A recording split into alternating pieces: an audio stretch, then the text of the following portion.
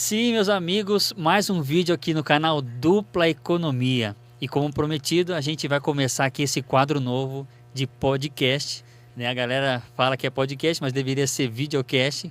Mas aí, estou aqui com o meu convidado já à mesa, mas antes gostaria de falar aqui, né, desse estúdio. Estamos nos maravilhosos estúdios da NGB.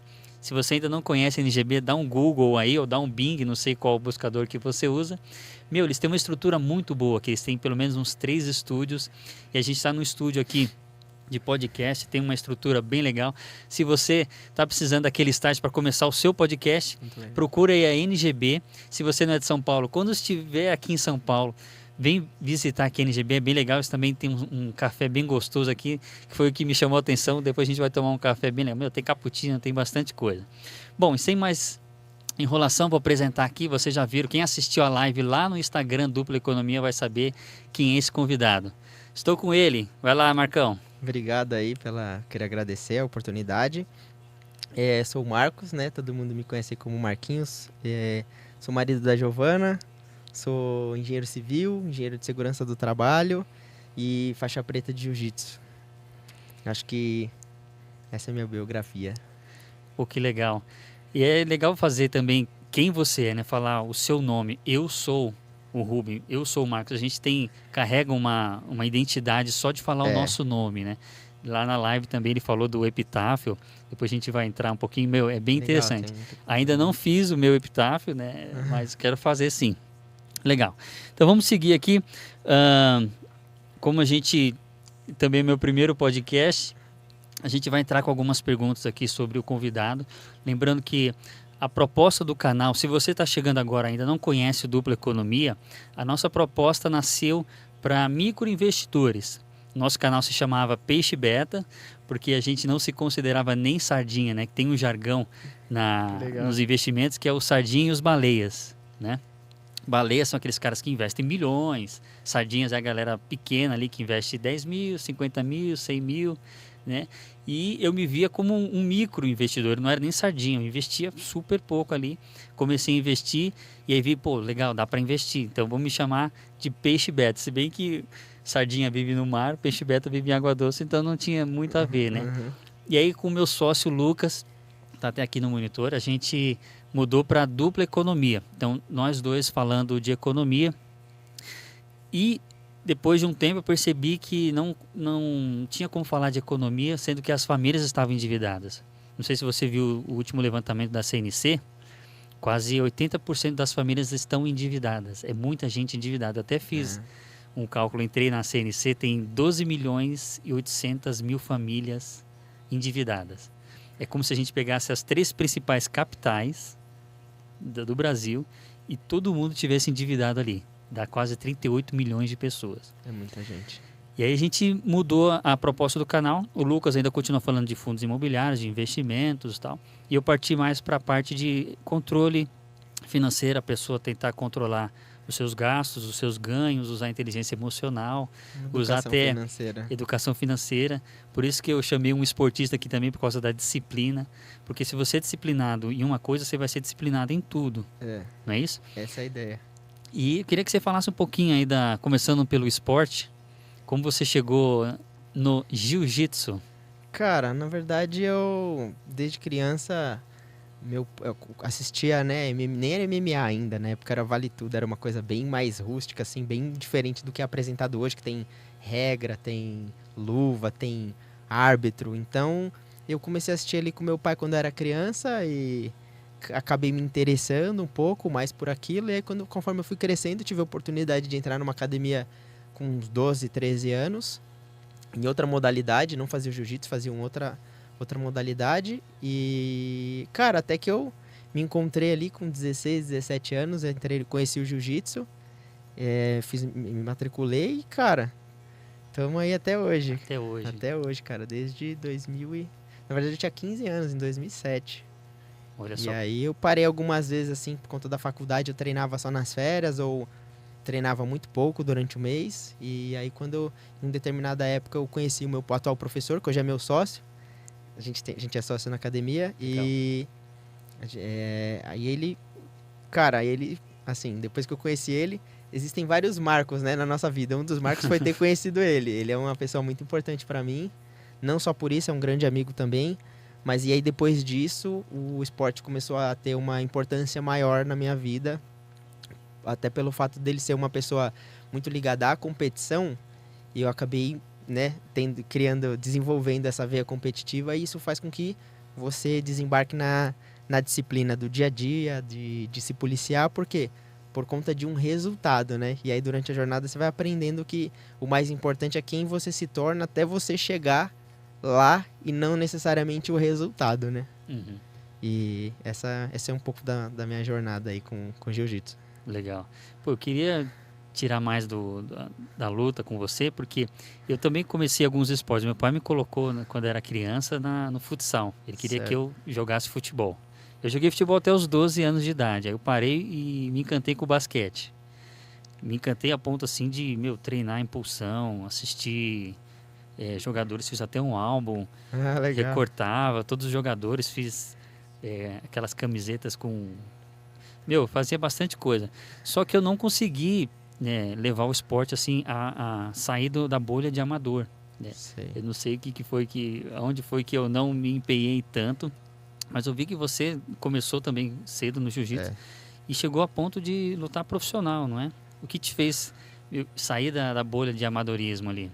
Cara, na verdade, igual eu te falei, né? Você sempre tem que se cercar das pessoas que você admira. Porque se você andar, né? Se você andar com 4 pessoas, até pelo objetivo do canal, se você andar com 4 pessoas que são controladas financeiramente, você não você vai ser o quinto. Se você andar com 4 pessoas que gastam muito dinheiro, você vai ser o quinto a se endividar. E isso veio muito da convivência com o meu professor e com as pessoas que estavam em volta. Quando eu conheci a academia, ele tinha acabado, no ano que eu entrei na academia, ele conseguiu um pódio num Pan-Americano.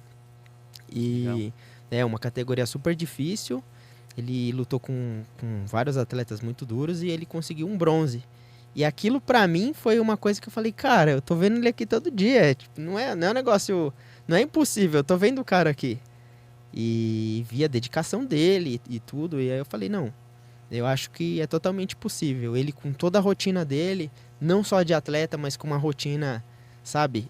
Depois eu fui estudar, vi que tem muitos atletas olímpicos, né, que acabavam tendo uma rotina além de atleta, ele não conseguia sobreviver só dos patrocínios, então ele acabava tendo que desenvolver alguma atividade econômica ali para patrocinar, né? Não seria nem um patrocínio, a gente brinca na academia, fala um eutrocínio. Eutrocínio. E eu vi que era totalmente possível, assim, mas vai do quanto você quer para você chegar lá, né? E aqui não cabe a desculpa, né? Porque comparando com outros países que têm incentivo ao esporte, no Brasil a gente não tem isso. É raro, né? Você ver um atleta profissional ser bancado por terceiros, não por ele próprio, né? E você conseguiu vencer essa desculpa, que aqui no livro, esse livro aqui fala bastante disso, né? Os Segredos da Mente Milionária. Fala de você andar com gente que está ou acima de você, né? Alguém que você admira, e fala também de acompanhar um atleta. Esse livro que eu tinha falado lá na live, estou revelando aqui Os Segredos da Mente Milionária. Eu li, recomendo que vocês leiam também. E o que o Marcos falou está aqui nesse livro. Você está praticando o que está nas páginas desse livro, de você ver o cara que é um referencial. Falou, se ele consegue, eu também consigo. O que eu tenho de diferente? O que ele tem a mais, né? E aqui é um americano, ele escreveu lá em 2005, se eu não me engano. Nos Estados Unidos tem muito isso, né? A coisa de a família bancar o filho que quer ser esportista, o governo banca também, através da escola. Aqui no Brasil a gente não tem isso, né? A faculdade dele, ele entra num time, então ele tem uma bolsa de estudos, ele consegue se graduar por ser um atleta, né? Em virtude disso, então Sim, muito diferente. E aqui tem tudo a ver, né? Esporte com finanças, porque tudo vai envolver dinheiro. Né? Você consegue ser um grande esportista com dinheiro ou sem dinheiro. Mas depende também do seu esforço, né? E você teve que se patrocinar, foi isso? Cara, e começou assim, então você acaba tendo que se dividir, né? E devo muito disso, das conquistas que eu consegui, devo muito à minha esposa, que sempre me apoiou muito, sempre me incentivou. Nos momentos, às vezes, eu falava, não sei se é realmente isso que eu quero, tô tô cansado. Ela falava, cara, você se comprometeu, então vai treinar. Ela abriu mão de... Eu sei que ela abriu mão de muita coisa, às vezes, para eu poder conseguir conquistar algumas coisas, né? Alguns sonhos, algumas competições que eu consegui vencer. E isso fez total diferença lá na frente para eu poder construir uma jornada, né? Que a gente comentou, né, na live que a gente fez, você constrói uma jornada, você investe em você e aí você vai construindo a sua jornada. E aí cada um vai ter a sua jornada. Você vai olhar, você não pode comparar a sua jornada com quem está do lado. Porque muitas vezes você vai olhar para o lado, alguém vai estar muito além ou muito aquém. E você tem que olhar para a sua jornada. Você tem que, né, materializar aquilo, escreve. Eu falei do mural, né? Coloca atrás da porta, você vai ver, ou na geladeira, você vai ver todo dia e fala, cara, eu vou em busca disso. E aí você faz um compromisso com você, faz os acordos com você mesmo e vai cumprindo. E o legal, cara, é que você vai galgando vários degraus. Quando você evolui em algum aspecto da luta, você vai escrevendo. Isso é até uma coisa que meu professor sempre falou. E pouca gente fazia na academia e eu comecei a fazer. E, pô, graças a Deus consegui ter alguns resultados. Escreve o que você está aprendendo, o que você desenvolveu. Legal. Então, por exemplo, o livro, já tive a oportunidade de ler esse livro, é muito bom mesmo. Você leu um livro, anota, porque a gente está em 2023, às vezes em 2025 você vai estar um pouco para baixo e aí você vai voltar e vai falar, deixa eu ver o que eu fiz 2 anos atrás. Caraca, eu me propus a ler 12 livros, mas eu só consegui ler 10, eu li 8. Mas, cara, você leu 8 bons livros, os bons livros que você se comprometeu a ler, você conseguiu ler 8. Então, você sabe que você consegue ler 8 livros por ano, porque você já fez. Então você vai partir dali para frente. E isso, psicologicamente, te dá uma validação tão grande que você não faz ideia. Que depois você se sente merecedor e capaz de conseguir conquistar várias coisas. E isso ajuda você a ter performance no esporte, nos investimentos. Se você achar que não tem conhecimento, às vezes você vai falar, não, eu já consegui materializar algum resultado. Então eu sei que eu sou capaz. Então isso te acredita muito para a jornada futura.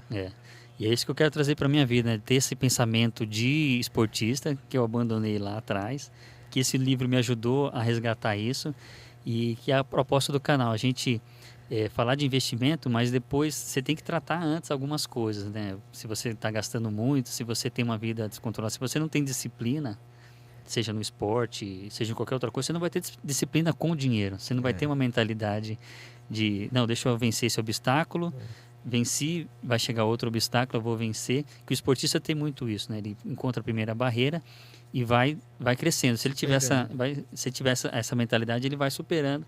E esse que eu quero trazer a proposta do canal. É você ter uma mentalidade de encontrar um obstáculo. Se você se vê menor que esse obstáculo, você vai mudar a sua mente, vai mudar seu modo de pensar para ficar maior do que esse obstáculo e crescer. Né? Esse livro me ajudou bastante até a vencer meus medos, até estar aqui, né, no podcast, né? A disposição, né? A disposição do que falar, com quem falar. Também estou vencendo um monte de medo aqui, galera. E você falou também de andar sempre junto, né? Agradeceu a esposa, a Giovana, olha que declaração. E é verdade, a gente não pode andar junto. Por isso que eu comecei o canal aqui com o Lucas, eu não comecei sozinho. Falei, cara, você começar sozinho, o que vai acontecer? Então eu sei que quando a gente está com alguém, a gente vai muito mais longe, né? Muito além. Você até citou lá algumas pessoas que você admira, que te ajudou no esporte. E agora eu quero saber se tem alguns medos que você ainda enfrenta ou já enfrentou e hoje você olha eles de cima, assim. Cara, sempre tem, né?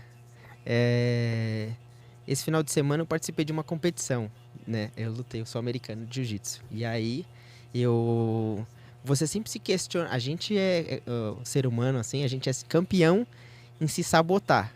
Total. E aí eu vou criar um storytelling aqui antes de eu responder. O mais importante é você se conhecer e você investir em se conhecer. Na live, e aí você vai descobrir de onde vêm os seus medos. Por que eu tenho medo da exposição? Por que eu não sei lidar com dinheiro? Porque quando eu tenho dinheiro eu gasto. Eu tenho dinheiro, eu não sei ter dinheiro. É muito emocional, é 100% emocional isso. Total. Eu não sei dar dinheiro. E existe isso no esporte também. Tem gente que não sabe vencer. O árbitro levanta a mão, porque o cara ganhou, ele olha pra baixo. Ele não olha, tipo, pô, venci, respeito o oponente, ele cumprimenta ele e sai. Então, é muito emocional. Na live a gente falou sobre isso. E eu até citei o livro, eu falei do livro do Poder da Ação, que foi um livro que mudou a minha vida. Eu já indiquei ele para várias pessoas, já dei ele de presente para várias pessoas, porque eu sei o benefício que esse livro teve na minha vida. E a partir desse livro eu fiz uma imersão, né? Esse livro é do Paulo Vieira, é um autor famoso brasileiro. E aí eu fiz uma imersão dele, que eles chamam de método CIS, é uma imersão de 3 dias. E, cara, depois que eu saí disso, lá eu consegui descobrir vários bloqueios que eu tinha e de onde eles vieram. E os medos, Rubão, eles acompanham a gente a vida inteira. A diferença é que você consegue olhar para eles de frente e encarar. Uhum. Porque quando você não se conhece, você não sabe de onde são os seus medos, não sabe quais são as origens daqueles medos, daqueles sentimentos, você fica de costas para eles, você foge deles. Sim. E a diferença depois que você se conhece é que você vira de frente, olha e fala assim, eu sei que eu tenho medo disso. E eu sei quais são as minhas fortalezas. E aí você começa a ir atacar nas áreas que você tem mais dificuldade, e as áreas que você não tem tanta dificuldade, elas vão rodar no automático. Então, por que eu voltei lá para falar disso? Porque toda competição, você cria vários bloqueios. Você pode estar o máximo treinado que você puder. Você vai querer chegar lá, você vai ter... Tem até um conteúdo que eu consumo que voltado para o jiu-jitsu, né, que se chama Mente Blindada, é um podcast, e ele fala, ele cita esse sentimento, essa voz, como o passageiro obscuro. Ele fala, você tem que tomar cuidado com o passageiro obscuro. Porque muitas vezes você vai tomar uma decisão, vem aquela vozinha e fala para você. E o medo, ele é um bom sinal, né? Aqui vou criar um corte. Boa. O medo é um bom sinal. Se você tem medo, é porque você está indo na direção certa. Quem não tem medo é porque não está se arriscando. E tudo que você faz de grandioso na sua vida está depois do medo. Está além do medo. Ninguém conquistou nada grande ou fez nada significativo sem ter tido medo em alguns steps antes. Então, se você tem medo, não se prenda a isso. Saiba que você está na direção certa. Perfeito. Não, vou assistir esse corte várias vezes. Legal. Meu, acho que esse autor que você falou desse livro leu isso aqui também, porque fala disso também, de você enfrentar o medo, ver como uma cobra, ele usa essa analogia, de não fugir da cobra, você dominar a cobra ou domá-la, né? A gente tem que conviver com medo, também é um termômetro às vezes. E como eu falei, eu tinha medo de me comunicar, de me expressar. Hoje eu tenho um canal, cara. Comecei um canal há 2 anos com o Lucas falando, né? E a gente está expondo aqui um dos medos que eu tenho que me vencer. E é um inimigo nosso também, né? Nossa carne limita contra o espírito. E é uma guerra constante que faz a gente crescer, né? Eu também ouvi não vou lembrar o nome dele, até hoje eu gravei essa frase, né? Que o conflito é a matéria-prima do crescimento. Então tem que ter conflito, tem que ter alguém, o seu nêmesis, né? O seu inimigo desde sempre para crescer. E que vai te ajudar a te colocar em lugares altos, né? Depois, eu vejo como se fosse um cenário, acende as luzes, beleza, terminou a encenação e o inimigo era só um personagem que Deus colocou, ó. Tá de parabéns. Venceu. E acho que o próprio Deus coloca esses inimigos para tirar o melhor da gente, para podar, fazer a gente crescer. Para mim, galera, esse podcast aqui para mim é uma vitória. Mais um medo que eu venci aqui, mais um inimigo, e hoje eu tô maior do que ele. O livro fala disso também. Se você tem um tamanho 5 e encontra um problema tamanho 8, você vai achar que não consegue. Só que como você cresce para ter o tamanho 8? Esse que é o desafio. Você vai crescendo, vai andando com gente. Até eu gravei essa frase que você falou, a gente é a média das pessoas que a gente convive. Eu vi até um vídeo, o cara fazendo com aquele marcador de tempo, compasso mecânico. Sei. Ele fez uma tábua, colocou 5 metrônomos com umas latinhas embaixo. Certo. E cada um soltava num tempo. E depois todo mundo junto, assim, ó. E ele falou, e a frase era ajustaram. essa. Eles se ajustaram. Você é a média das pessoas que você convive. E também, mais uma coisa que eu pratico nesse livro é andar com pessoas que eu admiro, que chegaram no caminho que eu quero chegar, né? Da prosperidade financeira. Por que não, né? Tem gente que acha que ser rico, milionário é ser malvadão. É outro sentimento, né? É outro sentimento, não. É uma crença, né? Uhum. E aí eu, por exemplo, eu sigo alguns canais do Gustavo Cerbasi, que eu gosto bastante, a Economirna, a Mirna, Eu vi ela só como uma influencer digital. Depois eu fui entrar no Instagram dela, eu descobri que ela tem a mesma fé que a gente, assim, né? De falar de finanças à luz da Bíblia, multiplicar talentos.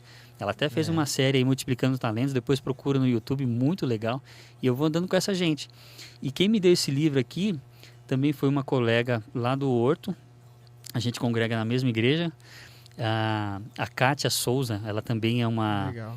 consultora financeira e ela acreditou em mim, cara. Obrigado, Kátia, se você estiver assistindo esse podcast. Tá aqui o fruto do que você me deu. Já consumi pelo menos uns 6, 7 livros só esse semestre e estou aprendendo bastante, né? E conviver com gente igual você para crescer, trazer convidados assim para trazer conteúdo legal para as pessoas, né? Que não é só dinheiro, não é só poupar por poupar, economizar por economizar. Tem um propósito nisso, né? E eu vejo que o esporte pode trazer isso para a gente. E você também falou que estudou engenharia.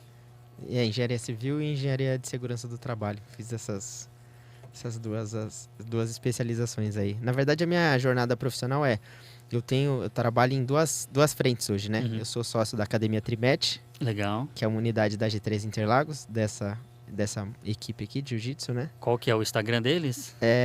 Aqui a G13 Oficial é o Instagram da equipe. E o nosso Instagram da nossa academia é Trimet, TRIMAT_academia. Então, sigam a gente lá. É uma academia muito bonita, por sinal. Não é porque eu estou de sócio lá agora. A academia já era bonita. A gente fez várias mudanças lá esse ano e reinauguramos, colocamos uma área de musculação. Tem um professor que está começando lá agora que é bem capacitado. Ele já foi preparador físico de alguns atletas do UFC. Então, ele está lá na nossa sala de musculação para trazer esse diferencial e eu como aluno e depois como um dos sócios agora, trazer essa visão de aluno para querer o melhor para todo mundo que está ali dentro junto com a gente nessa jornada. Que legal. E além da academia, eu trabalho com a minha família, a gente tem uma empreiteira de mão de obra, a gente trabalha com isso. A minha família está nesse negócio há mais de 30 anos. Bacana. E a gente tá junto lá, eu, meu pai, primo, tio, todo mundo junto lá. Que legal. Então, a jornada profissional é essa. Cara, você falou né, voltando aqui para o nosso tema, você falou uma coisa, e é muito interessante agora, para a galera que está acompanhando a gente, vocês olharem como que a história do país influencia nesse tipo de crença. A gente vem, e cara, eu gosto muito de história, de economia, então eu tô sempre lendo alguma coisa. Eu tô lendo um livro do Roberto Campos agora, muito legal, e esse histórico que o Brasil tem, se você pegar ali do governo militar até o Plano Real, a geração dos nossos pais, eles não conseguiram desenvolver uma cultura de educação financeira, de guardar dinheiro por conta da inflação. Sim. Então, se você pega esse tipo de crença que a pessoa desenvolve, que ela não conseguia guardar o dinheiro dela, a não ser que você fosse de uma família muito, muito rica, muito bem estruturada, mas se você fosse de classe média para trás, a sua família não tinha como, porque quando você recebia, tanto é que a gente foi perdendo o hábito ao longo dessa geração da nossa, de parar de fazer a compra do mês. Sim. Porque a compra do mês, ela veio da época da inflação, porque recebeu o salário, corre pro mercado, porque amanhã o preço pode estar o dobro. Exato. Então, esse histórico, essa vivência, talvez por não ter acesso às ferramentas que a gente tem hoje, nossos pais nem saibam que eles desenvolveram essa crença por conta do período do país que eles viveram. Mas essa crença vem disso. E se eu não guardo dinheiro, ele perde valor. Então eu não vou guardar o dinheiro. Somado a isso, você pega todas as histórias, todas as novelas, todos os seriados. Tem até um seriado antigo que tinha o primo rico e o primo pobre. Aí o primo rico é um cara sovina, um cara, né, mão fechada, é um cara ruim. O primo pobre é um cara que deixa a vida me levar, mas ele é pintado ali como alguém legal. E na prática, não é isso que acontece, na verdade. Você pode ser, né, esse mainstream, essa mídia mainstream acaba criando essa crença nas pessoas, e aí você fala, pô, quem tem dinheiro é mal. Muito pelo contrário. Se você é cristão, você sabe, Deus abençoou várias pessoas na Bíblia com riqueza para elas abençoarem a vida de outras pessoas, né? Para outras pessoas se espelharem nelas. Então, tudo vai de como você constrói aquilo, né? Lá em Timóteo fala, se você... Segundo Timóteo fala, acho que é em 2 Timóteo, fala, se você vai buscar riqueza de qualquer forma, Paulo vai advertir ele fala, não, você tem que construir a sua riqueza de maneira digna, né? A busca pela riqueza de maneira indigna te leva à ruína. Sim. E é muito disso, né? A gente acaba não vendo. E por eu gostar disso, de estudar esses temas mesmo por um hobby, a gente acaba aprendendo isso, né? Você fala, pô, como que a pessoa vai desenvolver algo se na crença do pai e da mãe, intrinsecamente, não é nada forçado, eles cresceram com isso, com uma inflação de 2 dígitos o ano inteiro. Não tem como. Você não ia conseguir juntar dinheiro.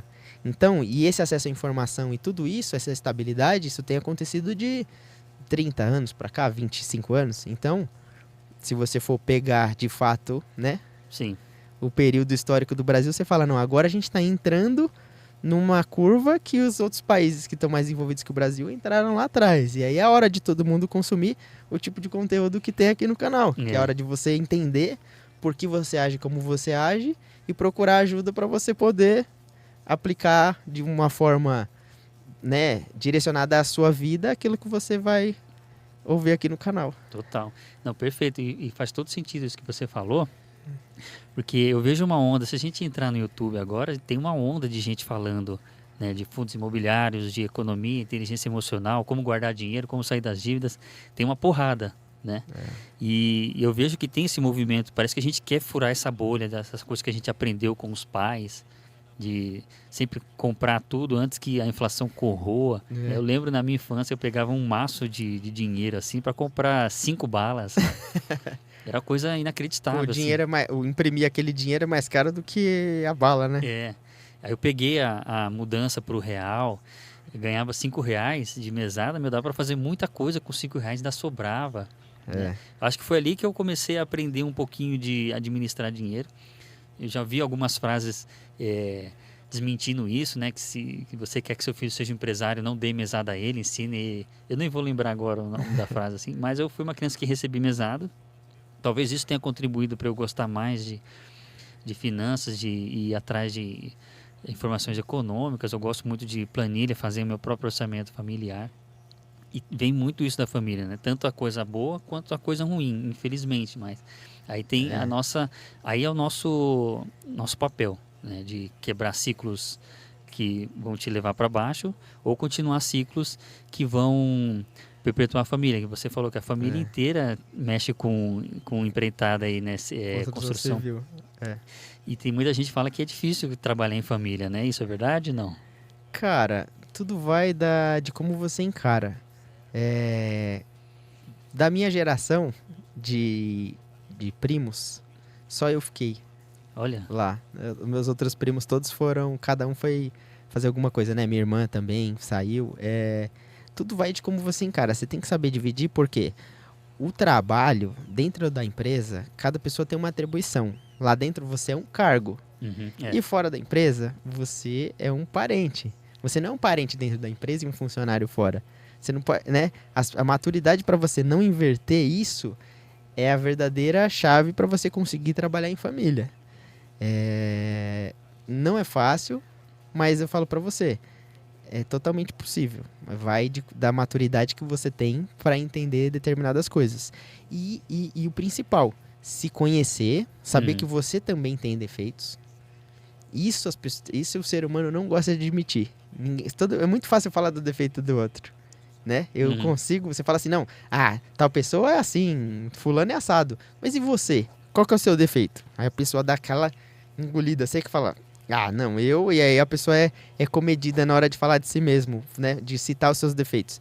Você conhecer os seus defeitos é um ponto legal para você poder entender que você também não é perfeito. E você tá ali para somar. E conhecendo a você vai conhecer como você vai lidar com algumas situações. E aí algumas situações vão ter o poder de te afetar ou não.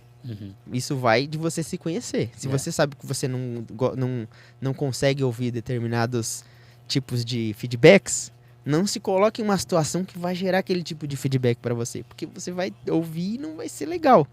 Então, aprenda a chave, eu sempre falo, né? Você investir em se conhecer, para mim, depois desse livro e depois dessa imersão, para mim foi um ponto de virada, assim, um ponto chave na minha vida. Por quê? Porque Deus me mostrou através disso tudo que eu posso ser e tudo que eu deveria aprender para me conhecer. E você se conhecer, você sabe, você não se surpreende com mais nada, porque você fala, não, cara, isso aqui realmente é inadmissível para mim. Se eu ouço isso aqui, desliga a chave da razão e eu viro só emoção. Então eu não vou me colocar nesse tipo de situação. E trabalhar com a família é isso, cara. Você aprender que você é uma pessoa que tem vários defeitos e saber continuar aprendendo, ter que continuar aprendendo para poder somar com aquelas pessoas. E as pessoas mais velhas, você sabe que elas não vão mudar. A geração do meu pai e dos meus tios, eles estão com 70, 65, 70 anos. As pessoas não mudam mais nessa faixa etária. Então, se você tem um pai, se você tem uma mãe, saiba lidar com eles, né? Você tem mais que aproveitar estar com eles agora do que tecer alguma crítica se você trabalha com eles ou se você convive com eles. Então, porque depois lá na frente isso vai pesar, né? O tempo que você conviveu, você fala, caraca, eu brigava muito com meu pai no trabalho e às vezes é uma coisa que você sabe que seu pai não vai mudar. Então, né, não veja por esse lado. Legal. Aproveite mais do que aproveitar mais do que tecer críticas. Sim. Eu chamei o Lucas também para andar juntos, porque eu aprendi com o erro dos outros. Eu sempre observava algumas coisas, eu sou bastante observador, acho que é por isso que eu sou um pouco calado, e falar, não, isso eu quero para minha vida, isso eu não quero para minha vida. Então eu sempre escutava histórias, não, o meu sócio me deu cano, sumiu com a minha grana, entrei com dinheiro, o cara sumiu com dinheiro, não quero nunca mais ter sócio, eu já ouvi isso muito na minha vida. Eu falei, não, eu vou tentar fazer diferente, se eu empreender alguma vez e tiver algum sócio, eu vou tentar me dar bem com ele. Hoje a gente está indo para 3 anos de canal, a gente não teve nenhum conflito, né? O canal já está monetizando, que é bem legal, monetizando em dólar ainda, isso não foi um problema para a gente dividir a grana e tal. E eu estou aprendendo e mudando o que eu via nos outros. Até questões de relacionamento, não, por que o cara não para, né, com um relacionamento, tá sempre trocando? Não, comigo vai ser diferente. Né? E tento sempre inverter. Claro que eu tenho as minhas falhas, você falou de quando a gente vai se analisar, fala, não, eu não tenho erro nenhum, não tenho pecado nenhum, eu sou um ser humano muito bem. Tem até um programa aí que a gente faz de quarta-feira, dos 12 passos, eu achava que eu tinha só 3 pecados. Quando eu fui listar, e quando ele mostrou a lista lá, quando a gente vai preenchendo, eu falei, cara, eu tenho isso, eu tenho isso, eu tenho isso. E aí você começa, a pessoa, né, que reconhece, que já é o primeiro passo, putz, eu tenho essa falha de caráter, eu tenho esse problema, eu tenho esse defeito.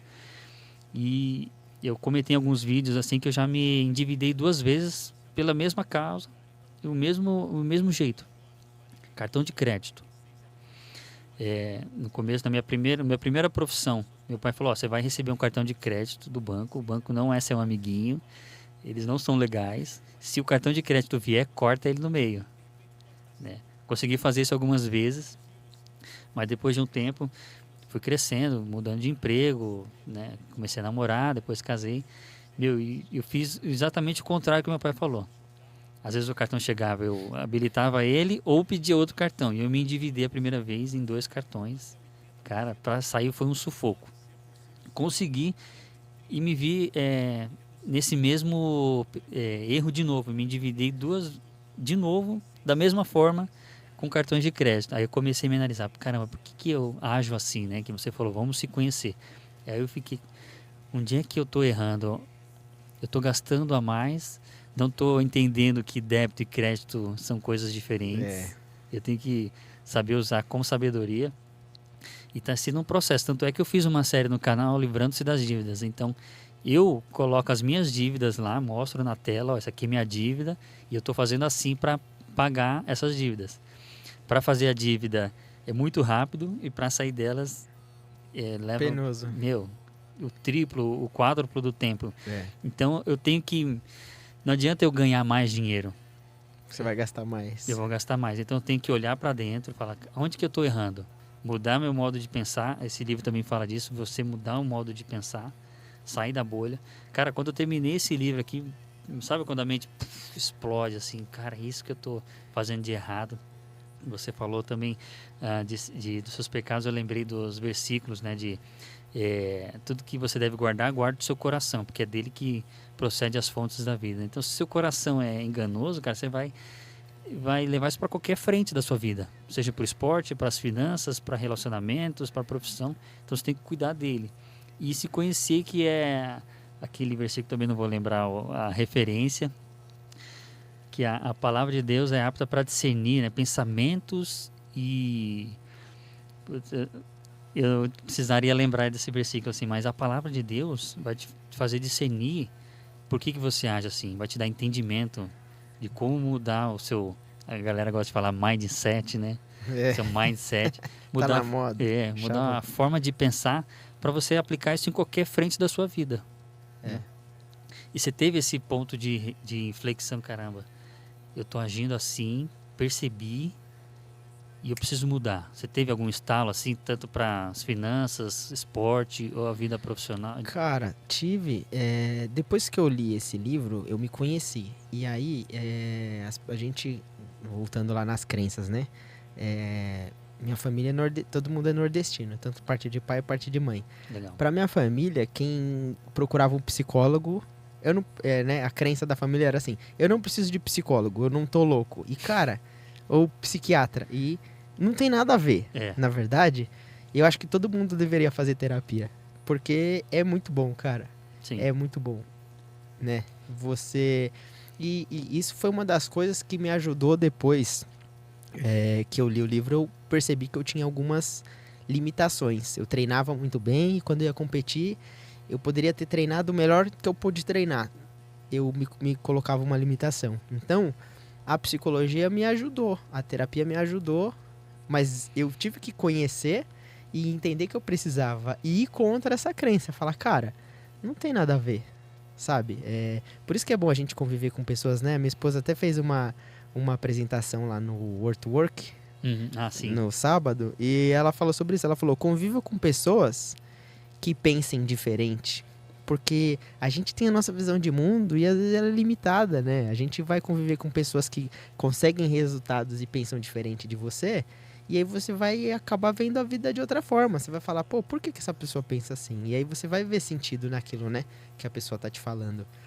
E fez total sentido isso depois que eu realmente entendi que eu precisava de ajuda. E aí depois que eu consegui fazer isso, eu tracei um planejamento e fui na minha curva de aprendizagem até eu conseguir chegar nos títulos que eu queria, né? Que eu tinha de sonho. E aí, lógico, depois que você consegue chegar num lugar, você fala, não, agora eu consegui chegar aqui, eu quero alçar voos maiores. Mas a parte de se conhecer é totalmente mérito dessas ferramentas, né? E lógico, primeiro Deus que colocou isso naquele momento na minha vida, que Ele ouve as nossas orações, né? Ele sabe te mandar o que você precisa. E Ele não vai te mandar um blend de paciência para você beber. Ele vai te mandar várias situações para você testar a sua paciência. Porque você vai falar, nossa, eu fui paciente agora. Então, Deus, você pediu paciência, Ele vai colocar para você uma forma de você se fazer paciente e superar aquele desafio. Sim. Esse é entre aspas aqui, né, o perigo de ser cristão, que você pede uma coisa para Deus, Ele manda. Você quer paciência, então toma. Então você vai ter paciência. Você quer saber lidar com dinheiro, então vamos lá, vamos ver se você consegue se livrar viver com o salário mínimo. Então toma o salário mínimo. Toma aí. Não, eu estou vivendo essa situação agora, assim, né? Na época da pandemia, eu consegui um emprego, assim, que era por Deus mesmo, assim, um salário excelente, né? Eu consegui, como se eu estivesse realmente na arca. Deus, por algum motivo, me deu um bom emprego, um bom salário durante a pandemia. Tanto é que foi aí que eu comecei a entrar na bolsa de valores, começar a investir e tal. Só que eu fiz carregando as minhas falhas, meus impulsos. E resumindo, o que eu investi hoje não tem quase nada. Estou voltando agora com outra mentalidade, começando aos pouquinhos, guardar grana. E também andando sempre com a esposa. E minha esposa faz uma diferença enorme na nossa vida, né? Impressionante. E assim, eu queria uma esposa que pensasse igual a mim, mas tem que ter conflito, né? As mentes são diferentes. Um ser humano já é diferente do outro. O sexo oposto, então, triplica. E outras vontades, mas faz sentido, né? Quando você tem duas forças empurrando, a tendência é ir para cima. Acho que a engenharia fala isso também, né? Não sei se tem forças de opostas que tende para outra. Não sei se estou viajando aqui, mas você precisa da perna esquerda e perna direita. São braço direito e braço esquerdo, são coisas diferentes para convergir, né? Para convergir no mesmo objetivo. E a Thalita, a minha esposa, fala umas coisas também para mim. Eu fico bravo com ela, mas aí eu paro, não, ela tem razão.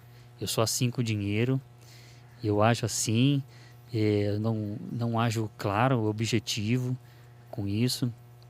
Tanto é que um dos meus erros é não ser claro, combinar com a pessoa, vamos fazer tal coisa, vai custar X, e o dia de pagamento é esse, não sei o quê.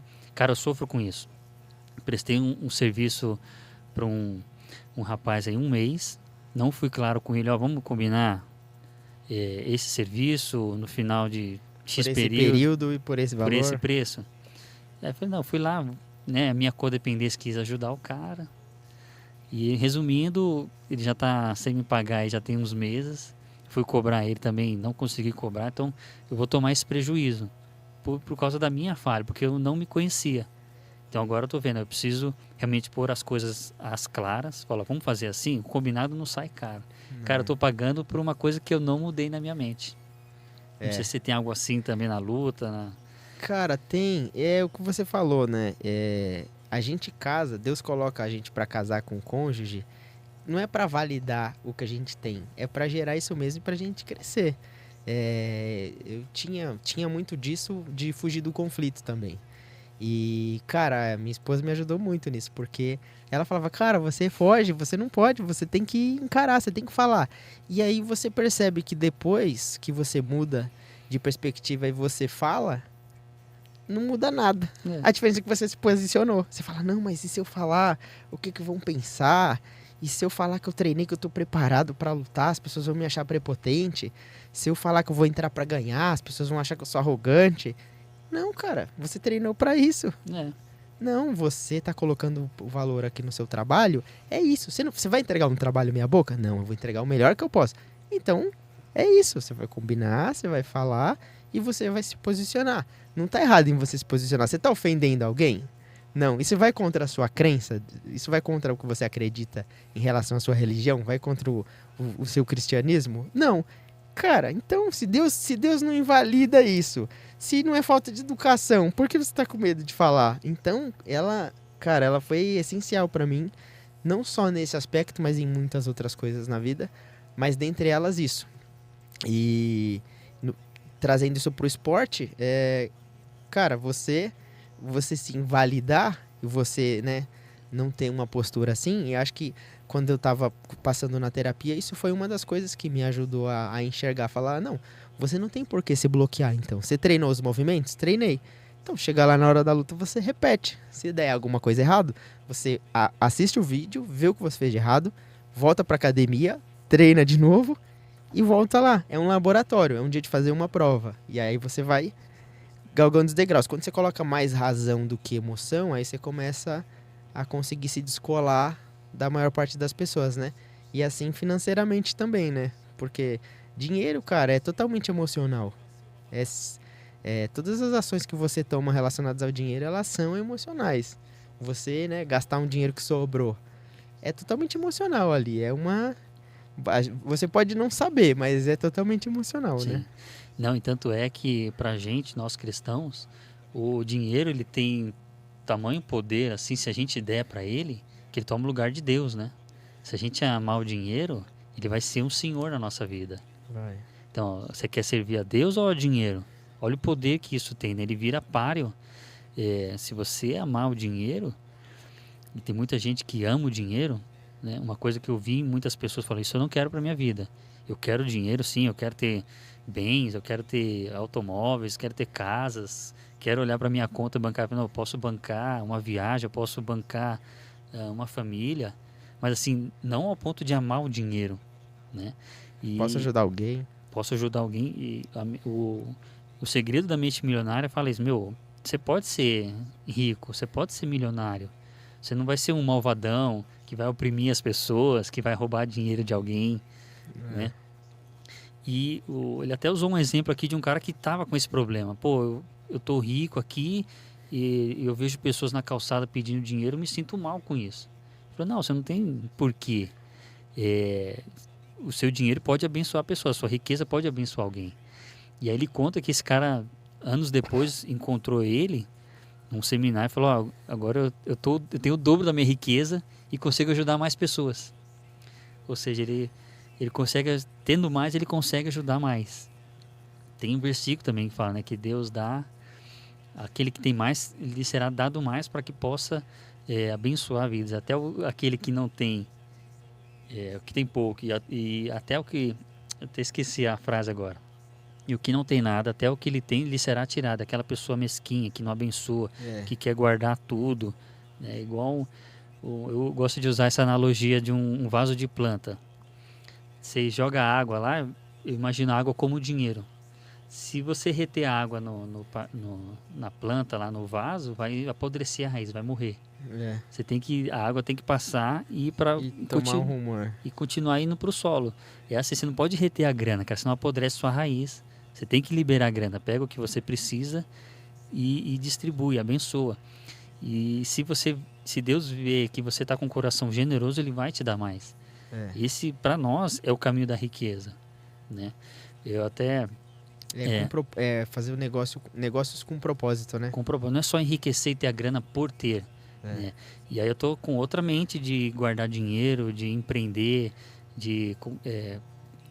comprei um computador agora para melhorar meu atendimento aos meus clientes de marketing digital, para atender com mais rapidez. Então eu estou gastando dinheiro para fazer dinheiro com esse propósito de guardar dinheiro e abençoar outras pessoas. Eu tenho meus planos, né, de crescer. Também tem que ter um objetivo, né, que senão você só faz a coisa por fazer. Que você mencionou lá não sei se você já estava com esse objetivo de ser medalhista lá da Liga de Jiu-Jitsu, mas você conseguiu chegar naquele objetivo. Porque se a gente só faz a coisa sem ter objetivo, qualquer caminho, se você não sabe para onde vai, qualquer caminho vale, né? Vale. Eu queria que você falasse também desse caminho que você traçou de colocar o objetivo para chegar na sua medalha e outras conquistas na sua vida, fora o esporte também. Cara, é tudo isso, né? Quando você se conhece, você aprende que tudo isso que a gente tem falado aqui, isso são formas de você chegar a algum lugar, né? Aí você falou, você falou do epitáfio, eu não fiz ainda. O epitáfio, para quem não sabe, não tá familiarizado com a palavra, é aquilo que está escrito no túmulo da pessoa ali. Ou alguma declaração que pode ser lida ali, uma declaração durante o seu velório. Como você quer ser lembrado no final da vida? É meio forte falar disso, né? Mas na verdade é assim, você tem que enxergar a sua vida inteira, do começo até o final. Quem eu quero ser lá no final? Se Deus não me levar no meio do caminho, que em termos estatísticos a chance de você viver até o final da vida é muito grande, então você tem que sim pensar nisso, você tem que sim pensar no seu futuro. E aí você constrói o seu epitáfio e você vai alinhar a jornada da sua vida com isso. Tudo isso que a gente tem falado são ferramentas. O dinheiro é uma ferramenta, ele é um veículo. Ele vai te levar para onde você planejou estar nessa construção da sua jornada. Agora, você tem que entender a frase principal que eu queria deixar hoje, mais um corte. O que você quer para sua vida? Legal. Essa é a frase. O que você quer para sua vida? Quem você quer ser? Quero ter um patrimônio. Quero ser uma pessoa reconhecida como alguém que abençoa muitas pessoas. Se eu conseguir ter dinheiro para construir 10 casas aqui no meu bairro e ajudar 10 famílias. E é isso, esse é o objetivo seu, esse é o objetivo da sua vida. Então você traçou o principal, é você traçar o objetivo da sua vida. E aí, no final do final, você vai voltar. Aonde eu tô agora? Eu tô com 30 anos, tô com 35 anos, tô com 40 anos. O que eu vou fazer daqui para frente para eu chegar lá? E aí, dentro dessa jornada que você vai construir, você vai alinhar os seus propósitos para conseguir tudo aquilo que você deseja. eu quero ter um patrimônio, eu quero investir. Porque aí a sua vida tem propósito. Você não tá vagando num deserto, sem direção. Você tá indo para um caminho, você tem um rumo. E aí, cara, isso faz toda a diferença, porque todas essas ferramentas que a gente fala, do livro, do poder da ação, os segredos da mente milionária, eles estão te direcionando. A gente está direcionando para um foco. Mas é igual você entrar num táxi e falar assim, me leva. Aí o taxista vai falar, tá bom, para onde? Não sei, vai andando. Aí no caminho eu vou falando para você, onde eu acho mais legal você virar, você vira. Você vai virar refém das circunstâncias e refém das situações. E isso vai te gerar vários sentimentos ao longo da vida que não são bons. Vai gerar mais frustração, né?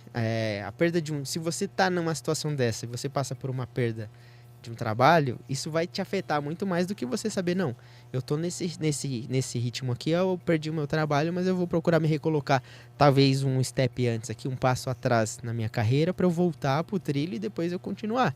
Você sabe onde você tá, no macro. E isso vai fazer toda a diferença para você como pessoa aqui dentro. Total. Eu vivi isso também, né? Meu pai, certa vez me perguntou, Rubem, o que você quer ser quando crescer? Acho que eu tinha uns 12 anos, assim, eu quero ser músico. Gostava de música e tal. Só que assim, eu vivi essa vida sem ter objetivo, sem ter um destino. Fui pra música, estudei lá uns 2 instrumentos, não virei músico profissional. Até queria abrir uma escola de música, acabou não dando certo.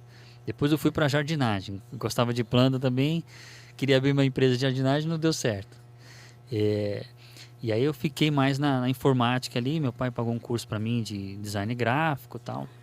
Virei professor de informática, mas assim, sem muita ambição, sem muito objetivo, né? Também dei um estudo lá no Word sobre ambição, o que é ter ambição e não ter ambição, né? A boa ambição e a ausência de ambição também é ruim, que é o que eu vivi bastante. Depois eu trabalhei com contabilidade, trabalhei em banco também.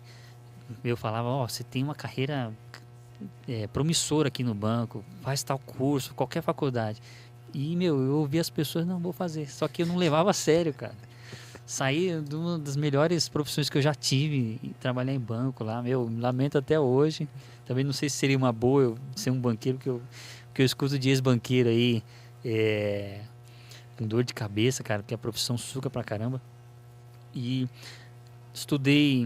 depois voltei a estudar música de novo, continuei não sendo profissional, mas hoje sirvo lá na nossa comunidade. E agora estou fazendo essa meio que transição de carreira. Depois de ter rompido a barreira dos 30, eu resolvi estudar economia. Voltei, uma coisa que eu gosto, né, de mexer com... tive que trancar porque estava meio corrido assim, mas eu tomei um start. Falei, não, deixa eu realmente escolher o meu objetivo e buscar conhecimento, porque o conhecimento a gente não vai perder nunca, né? Esse livro fala também, prossiga. É um ativo que você não perde. Prossiga em conhecimento. Mentes milionárias não para de aprender nunca. Eu tomei isso para minha vida e vou estudar. Estou engolindo um monte de livro todos os dias, enquanto eu não volto para a faculdade, mas eu aprendi bastante coisa. Em um semestre lá na faculdade de economia, eu gosto, estou adorando. Fiz outras faculdades, na verdade fiz uma de logística também, sem propósito nenhum. Larguei a logística, até trabalhei na área. Mas, agora eu estou alinhando o meu rumo. Para você que acha que está perdido, eu estou com 36 anos e estou me encontrando agora. Estou fazendo o que todo mundo fez lá atrás. Estou colocando o meu objetivo, estou seguindo o meu caminho, não, isso que eu quero. Agora tá claro, cara, fica claro. Você acorda com mais ânimo, você dorme com mais paz, assim, sabe? Você sabe onde você quer chegar. Você sabe o que Deus queria para você desde o princípio, né? Propósito. E Deus fala, tá vendo, besta? Era isso que eu queria para você. Não, por que complicar a vida? Podcast. Dentro disso que você tá falando, só dá uma indicação pra galera. Claro. Tem um autor americano, se chama Michael Gerber. Um dos livros famosos dele se chama O Mito do Empreendedor. Quem tiver a oportunidade de ler, ele fala sobre isso. Ele é um cara conceituado hoje nos Estados Unidos, mas ele foi se encontrar na carreira dele depois dos 40 anos. Nossa, 40 anos. E ele ajuda as pessoas a organizarem os seus negócios, né? Não vou entrar muito no detalhe do livro aqui, mas é só dentro do que você falou, né?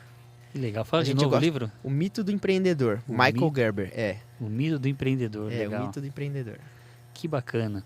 Cara, deixa eu ver se a gente ainda tem alguns minutinhos aí. Então eu queria que você falasse mais aí das suas fontes de renda aí, que é uma das propostas do canal, né? Fazer Legal. a diversificação, que é plantar uma árvore, você vai colher, a lei da semeadura. Cara, eu trabalho com a minha família, é a minha fonte de renda primária. Eu também sou sócio de uma academia agora e em forma de investimento eu também invisto em... Como eu acabo tendo acesso a uma parte do mercado antes dos imóveis serem construídos, eu acabo tendo uma facilidade para eu poder me conectar a alguns empreendimentos. Então, né, conversando com a minha esposa sempre, né, a gente vai direcionado, fala, não, o que a gente...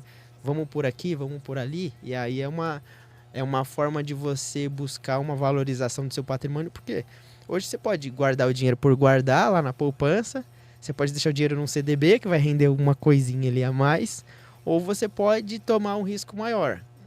Que o imóvel hoje, eu acho que acaba não sendo um risco tão maior assim, porque ele está materializado, né? Bem ou mal, você não vai queimar o seu patrimônio, não corre risco dele sumir. Então, comprar um imóvel na planta, às vezes com acesso a algum cliente que a gente preste serviço, isso acaba tendo uma facilidade maior para quem está dentro do mercado. Então, você comprar um apartamento na planta, antes dele ser construído, participar da construção daquele empreendimento, e quando aquele apartamento for entregue, ele já vai ter uma valorização, e muitas vezes ela pode ser até superior à correção da inflação ao longo do tempo. Então, você acabou ali tendo uma valorização do seu dinheiro sem precisar tomar muito risco, né? A importância de você se conhecer quando você vai tratar com dinheiro também eu sou uma pessoa avessa a riscos. Eu não sou uma pessoa que gosta de tomar riscos. Então, eu sei que se eu tivesse com o que a gente constrói ao longo da vida, se a gente colocasse isso talvez em alguma ação, ou montasse uma carteira com um perfil um pouco mais agressivo, isso poderia desequilibrar as outras áreas da minha vida por conta da preocupação que isso ia me gerar. Então, você se conhecer também faz parte disso, né? Quando você vai entrar em algum banco, ou algum banco de investimentos, ou alguma corretora, a primeira coisa que eles fazem é mapear o seu perfil. Sim. Então, antes de alguém mapear o seu perfil, outra dica, mapeie o seu perfil antes que alguém vai te perguntar. Boa. Você mapeia o seu perfil, você sabe quem é você. Você fala, não, eu sou extremamente conservador. Cara, constrói uma casinha lá, aluga. Você não vai ter uma rentabilidade de alguém agressivo, mas você está tomando um risco menor. Sim. E aí, né, na vida, igual a gente falou do medo no começo do podcast, né? O retorno é proporcional ao medo que você sente. Quando você sentir muito medo, a chance de você ter um retorno é grande. Sim. Quando você sentir pouco medo, se for muito conservador, o retorno é baixo. Então, você tem que se conhecer e saber balizar isso para não atrapalhar as outras áreas da sua vida, né? Que legal. Você falou de imóvel, eu lembrei já de algumas construtoras. E realmente o patrimônio mesmo... tem outras correntes que falam não, que é melhor você vender a casa, aplicar isso, que você vai receber mais em dividendos do que o aluguel. Mas o nosso país é peculiar, né? A gente tem uma instabilidade econômica muito grande, a gente tem intervenções do governo que pode até desvalorizar a moeda, mudar de moeda, né? Mas o bem lá tangível, mesmo que mude de moeda, imagine um pior cenário aqui no Brasil que mude de moeda. O bem está lá. Às vezes, se ainda tiver atrelado ao dólar, vai estar dolarizado o valor do imóvel. Aí você pode fazer o que você quiser, né, com aquele imóvel. Ele vai resistir ao teste do tempo, né? Vai. E você falou que você tem privilégio antes de entregar por ser imóveis, fornecedor, por ser fornecedor em algumas construtoras, você consegue ter acesso, comprar o imóvel como um funcionário poderia comprar. Então a construtora ela vai comercializar aquele imóvel para o mercado de uma forma. Você vai ter corretagem, você vai ter um marketing, você vai ter toda uma... Né, quem trabalha com precificação sabe. Quando você vai levar para o cliente final, tem muita coisa que está dentro do preço. Quando você vai comercializar aquele imóvel para os seus funcionários, você acaba abrindo algumas, né, fazendo algumas concessões por estar dentro da empresa. E aí, por ser um fornecedor, você também está aqui dentro, você consegue ter acesso a algumas coisas. E aí, em termos percentuais, isso acaba te compensando quando você joga isso no tempo, né? Você vai pagar 40%, de um imóvel até a entrega das chaves. E aí o legal é você ter uma rentabilidade, porque o legal do imóvel é o seguinte, você tem uma rentabilidade em cima do capital total de valor do imóvel. Então, se você vou dar um exemplo aqui, se você comprou um imóvel de 100 mil reais, né, colocar uma grandeza fácil de você mapear aqui e fazer as contas, você vai ter que pagar 40 mil no período de obra, 40%.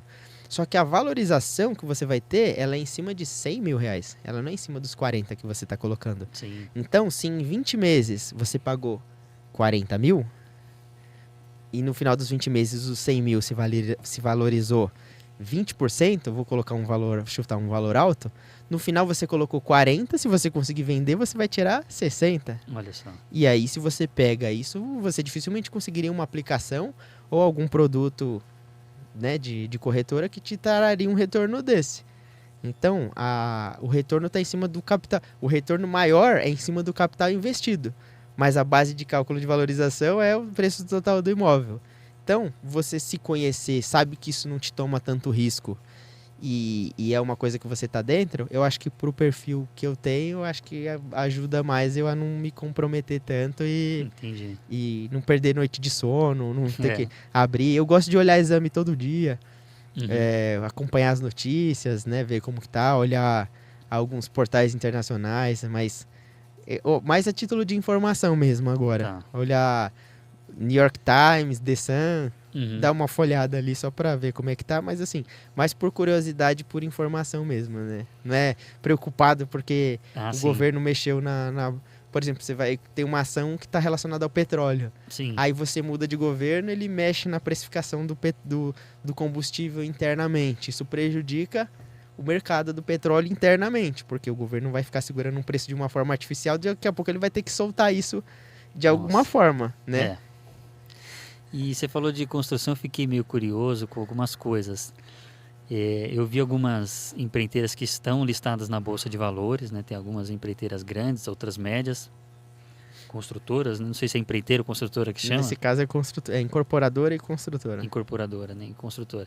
E eu fiquei imaginando, assim, porque eu gosto de ver o cenário do nosso país e ver se reflete nas ações ou na distribuição de dividendos da empresa. Eu fiquei meio intrigado, eu ainda não fui atrás da informação para entender o porquê. O que tem de incorporadora em São Paulo e o que tem de prédio crescendo por metro quadrado é assustador, eu nunca tinha visto isso, cara.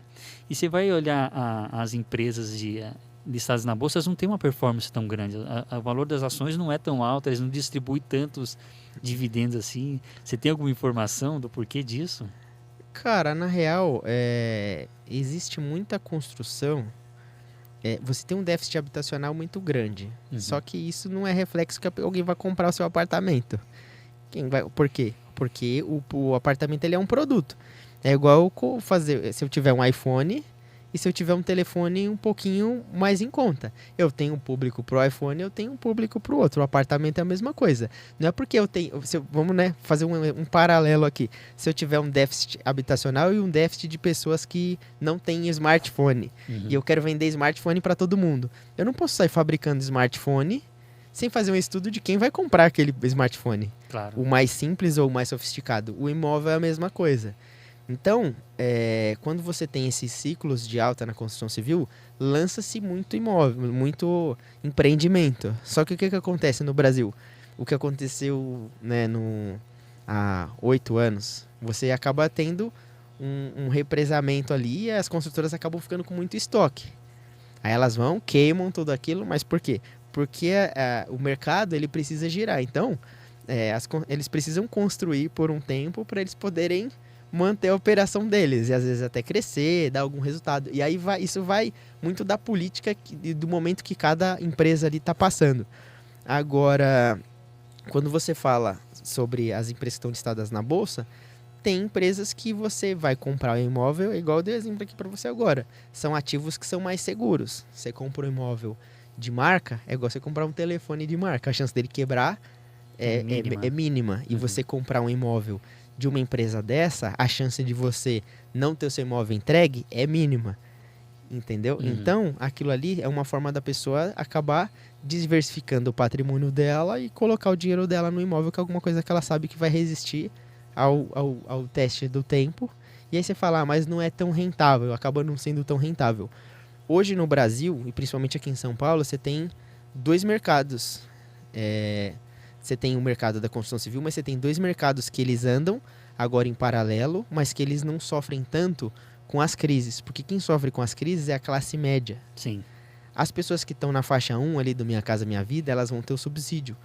O governo vai sempre ter uma forma de incentivar, né? E o governo novo agora, o governo Lula, ele dá uma atenção maior, tanto é que ele mexeu no valor para acesso ao financiamento da faixa 1 do Minha Casa Minha Vida. Foi. Ele criou mais facilidade para essa faixa comprar. E você tem as pessoas do altíssimo padrão, que são as pessoas que elas não estão querendo buscar um imóvel para elas morarem. Elas estão querendo exclusividade. Se você mostrar que esse imóvel é melhor do que o que eu tô, eu saio daqui e vou para aí. Interessante, Então, e quem sofre é o meio aqui, é a classe média. Uhum. Então, esse tipo de produto é prejudicado. E as construtoras, elas vão permeando por aqui. E às vezes elas criam um braço para atender o segmento mais econômico, um braço para o altíssimo padrão, e elas vão tendo alguns produtos aqui. Mas como esse produto sofre mais por conta da oscilação econômica, ele é o produto que acaba sendo mais, né, prejudicado, digamos assim, na ponta. Ou não vai ter lançamento, ou tem, o preço fica muito caro, e aí é o mais difícil de vender, é o mais difícil de viabilizar para a construtora. Então é muito disso. O mercado é muito volátil por conta do cenário econômico do país, né? Você vê que tudo que a gente falou, né, desde as crenças lá das pessoas não comprarem, fazerem compra do mês, tudo isso tem a ver com a economia do país, né? Sim. Como isso vai gerando uma insegurança nas pessoas, né? Legal. Obrigado mais uma vez, Marcão. Para você aí que tem algumas incorporadoras na carteira, espero que esse comentário tenha te ajudado em alguma tomada de decisão, né? Que é o que a gente fala aqui, não sai comprando porque está todo mundo comprando e nem sai vendendo porque está todo mundo vendendo. Busque informação, busque conhecimento para te ajudar na tomada de decisão aí, até se você vê algum potencial nas incorporadoras. Obrigado mais uma vez pelo convite, Marcão. Eu que agradeço, cara, é sempre um prazer estar aqui. Obrigado por ter a honra de participar, de ter sido o primeiro da live, ser o primeiro a estar aqui no podcast. Pode contar comigo. Maravilha. Para tudo que for necessário aí. Mandar um abraço para todo mundo, para minha família, para minha esposa, para o meu professor, para os meus pais, para todo mundo que tá com a gente aí no dia a dia, né? Na jornada, e soma pra gente ser uma pessoa cada vez melhor aí. Isso aí, legal.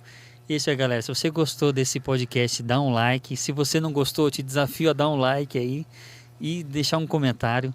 Dá uma olhada se você está inscrito no canal. Compartilha se essa mensagem te tocou, falou seu coração, te ajudou em alguma coisa. Passa essa informação para frente, também para ajudar e fortalecer o nosso canal. E te vejo na próxima live e no próximo podcast aqui no canal Dupla Economia. Tchau, tchau. Tchau, tchau.